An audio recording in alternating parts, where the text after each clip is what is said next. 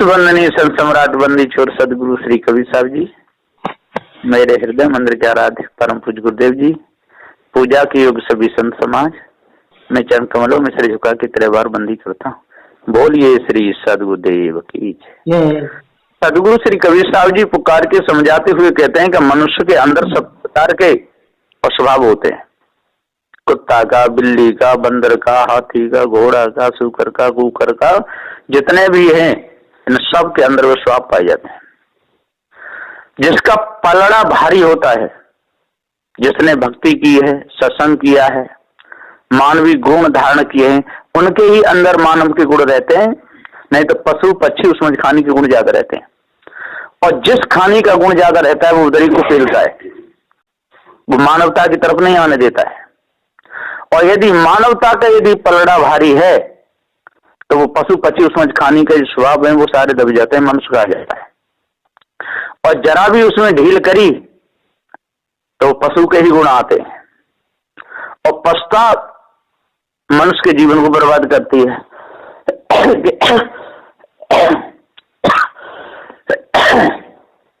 क्योंकि ये मनुष्य भी पशु है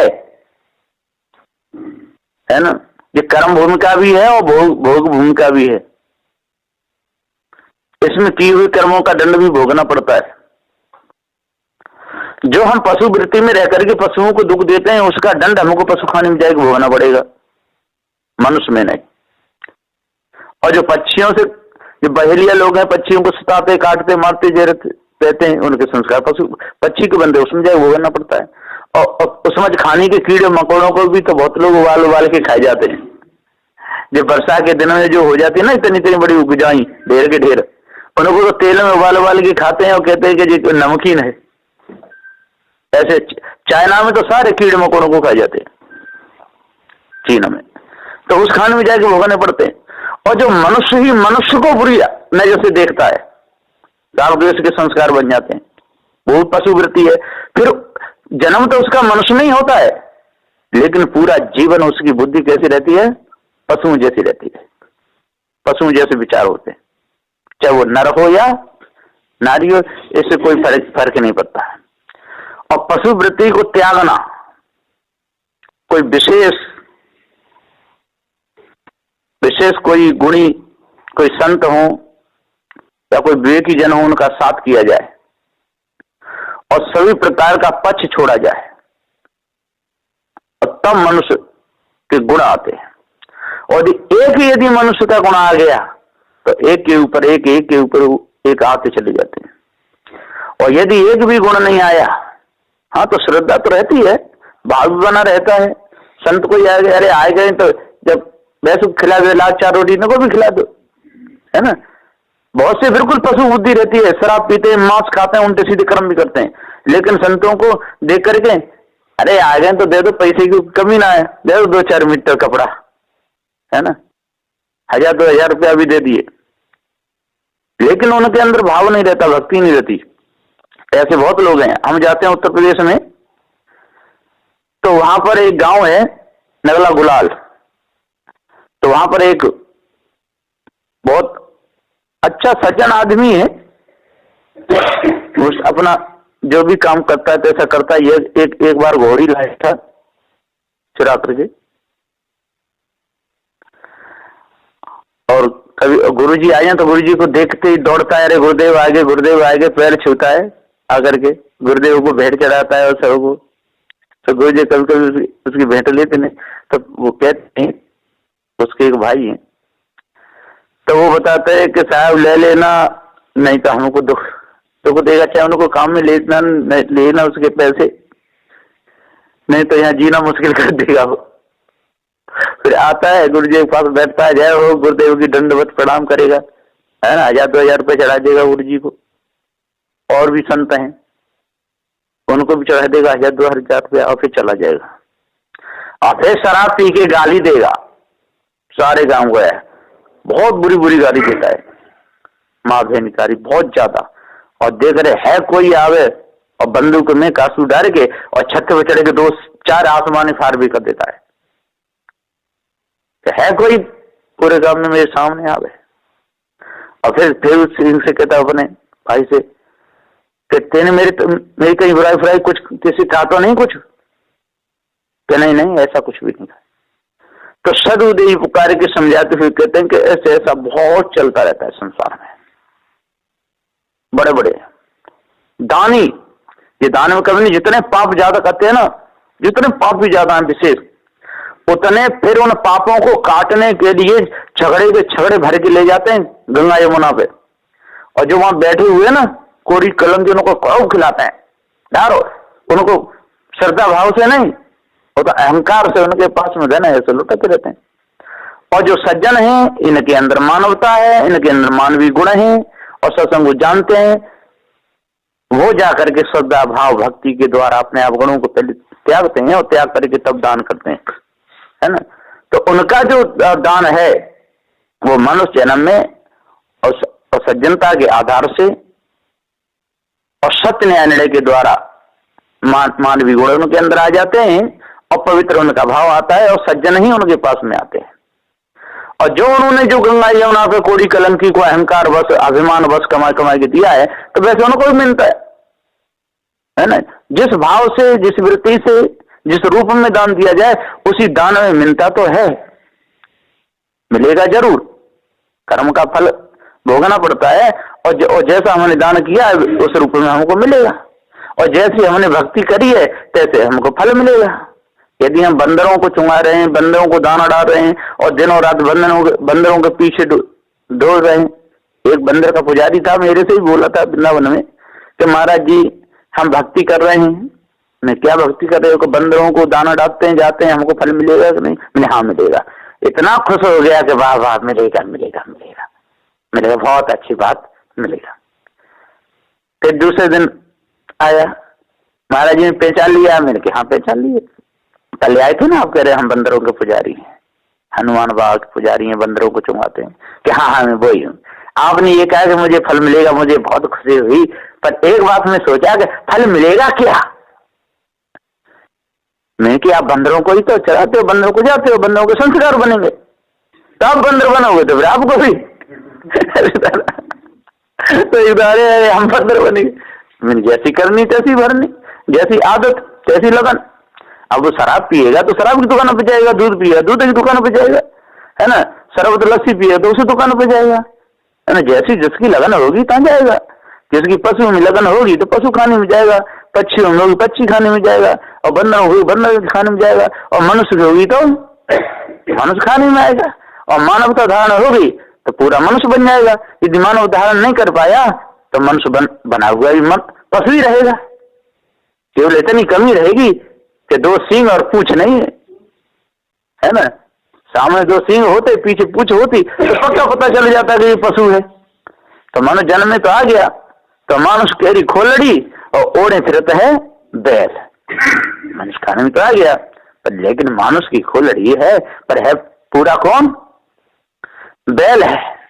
दो साधु गए थे एक बार एक भक्ति जी के जहाँ, और भक्त तो पारखी था, वहां पर ठहरे। तो अब इंद्र में ही मान लो हमारे शर्मा जी के यहाँ आ गए।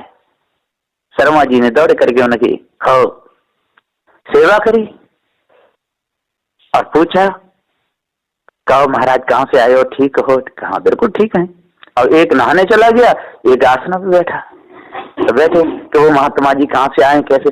अरे कि पक्का गधा है, गधा, उसे कोई बोध विचार नहीं है ना, सत्संग जाने ना कुछ भी जाने, वैसा ही है, पक्का उल्लू गधा। कि गधा है कि हाँ ठीक। अब फिर वो आएंगे नहा के वो गए, फिर उनको पूछे, कहो महात्मा जी आपके साथ है कैसे क्या है? क्या पक्का बैल है, बैल, बिल्कुल उसने अकल न पकड़े, ऐसा ही है। कि अच्छा। अब भगत जी तो समझदार थे, पारखी। तो अब गधा तो क्या खाता है? घास। तो खोद लाए, और बैल भूसा।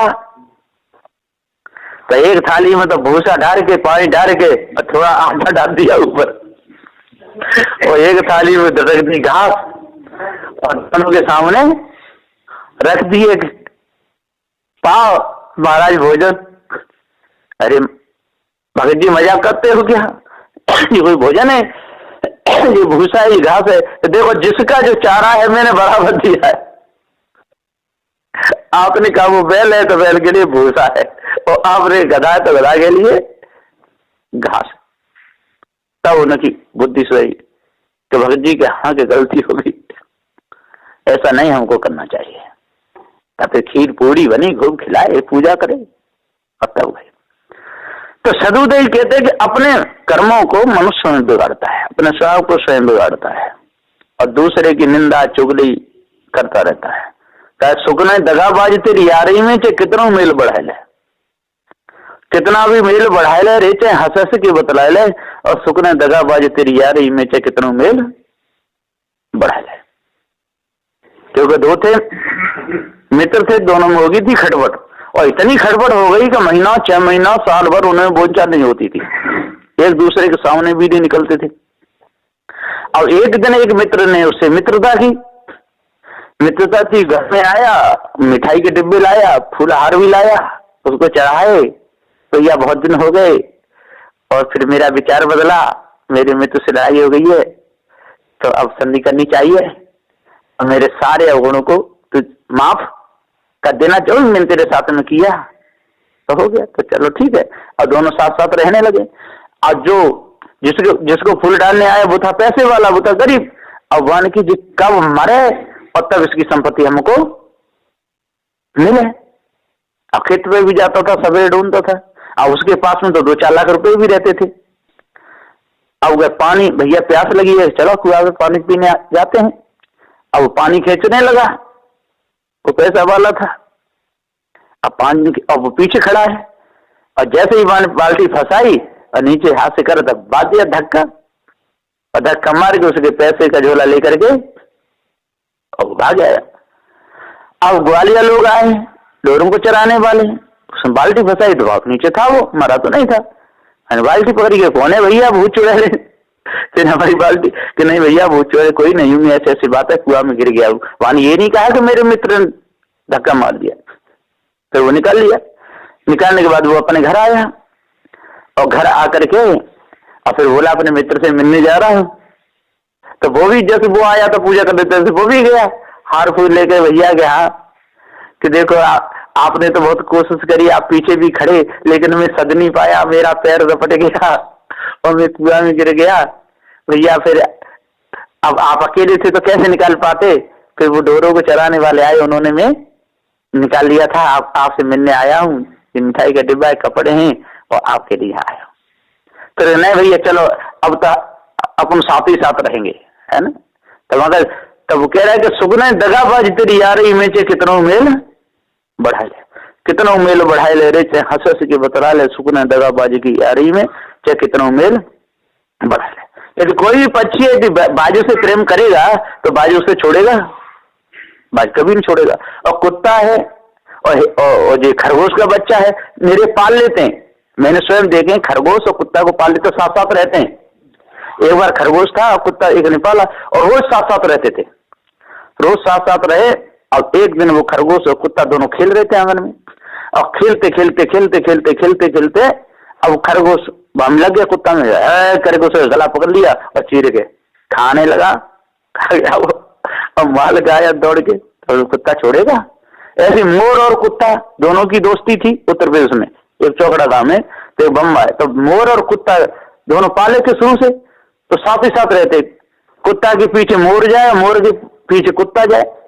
और एक दिन कुत्ता नीचे सो रहा था और मोर बैठा ऊपर पेड़ पे, और पेड़ पे बैठा तो एकदम उड़ा, तो सोते हुए कुत्ता के एकदम ऊपर गिर गया, और जैसे ही कुत्ता के ऊपर कुत्ता उठा बाहर गला पकड़ लिया मोर का, और बहुत छुड़ाया मालिक ने, लेकिन उसने उस मोर का गला नहीं छोड़ा, मार ही दिया। ये उत्तर प्रदेश में एक गांव है जिला एटा में चौकड़ा, तो वहां पर हाँ, तो कुत्ता और मोर दोनों पाले एक ठाकुर ने, और साथ ही साथ रहते थे। कुत्ता के पीछे मोर डोले, मोर के पीछे कुत्ता, और जैसे ही कुत्ता सो रहा था मोर ऊपर आ गया, अब पकड़ लिया गला, इतना छुड़ाया इतना, लेकिन छुड़ाया नहीं, उसको मार ही दिया। इसी प्रकार सदगुरु श्री कबीर साहब जी कहते हैं कि सज्जन में और दुर्जन में इतना बहुत अंतर होता है।